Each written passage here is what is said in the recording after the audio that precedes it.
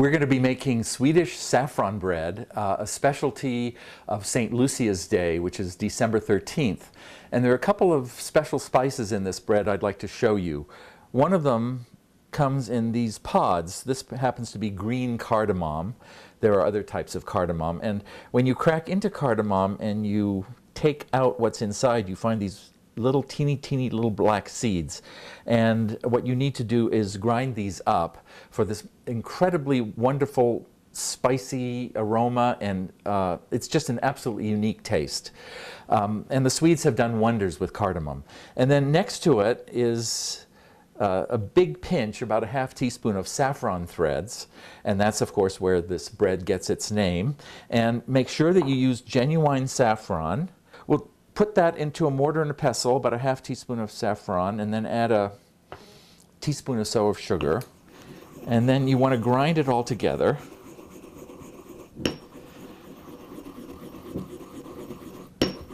And this is just going to make the saffron easier to dissolve.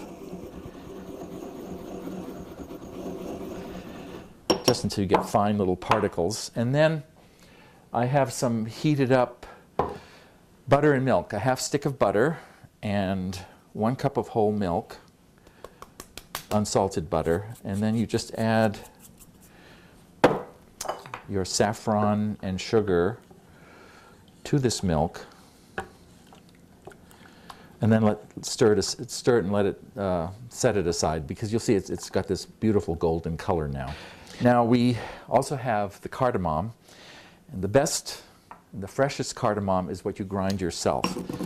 So I'm just putting it in the mortar and then just pulverize it. Go around and around and around and around until it's very fine. And this probably will take you a couple of minutes.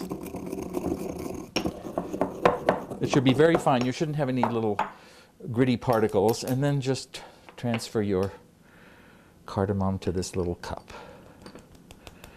Okay, now we're ready to make the dough.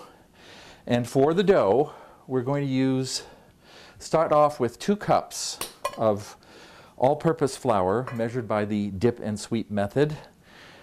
The remaining half cup of sugar,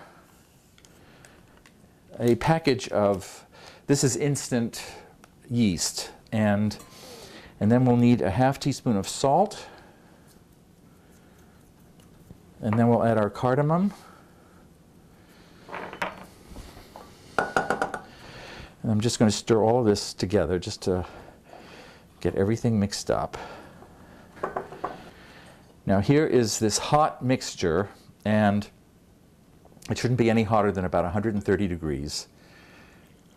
Pour it right in to the flour. We're going to use about 3 cups of flour total, and we'll start with 2 cups because you want to get a batter. Isn't this color startling? It's just so brilliantly yellow gold, and you'll want to beat this probably for 3 to 4 minutes to really get a nice thick batter going in to help develop the gluten. And then stir in about, I'd say about half cup of the remaining flour.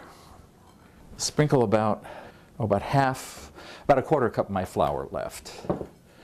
And then I'll scrape the dough.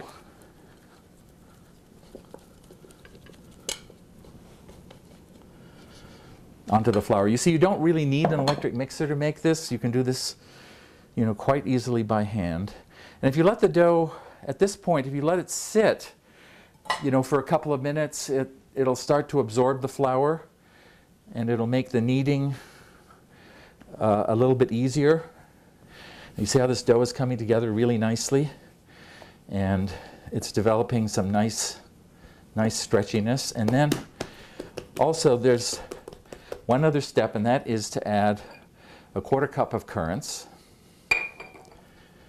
And then you just knead the currants into the dough. Just knead it in. You can do it this way. I have here some risen dough.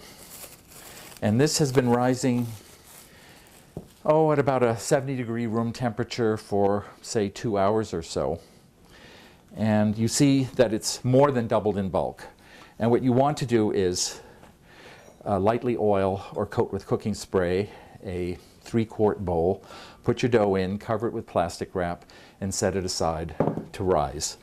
And then when it's all risen, turn your dough out. And since we're going to do a braid, what I want to do is divide the dough into thirds. So I'm going to eyeball what a third is. So we have 3 pieces of dough. And then what we're going to want to do is shape each into a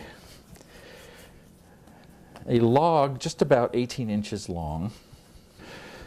So we have our 3 long logs of dough, and I'm going to braid it, and I'm going to start it from the middle. So I'll take one strand and lay it over the middle one, and then I'll take the outer strand and lay it over the other outer strand. And then just do this as a loose braid. Do it down to one end, and it's fairly loose. And then when you get to the ends, just kind of tuck them under, like that. And then I'm just going to set it on a baking sheet with some parchment. And then I'll cover it with plastic wrap and let it rise until it's almost double in bulk. You can do this at room temperature or in a warm place. Brush it with an egg glaze and then bake it at 375 degrees for about 35 minutes or so until the braid is all done and it looks like this.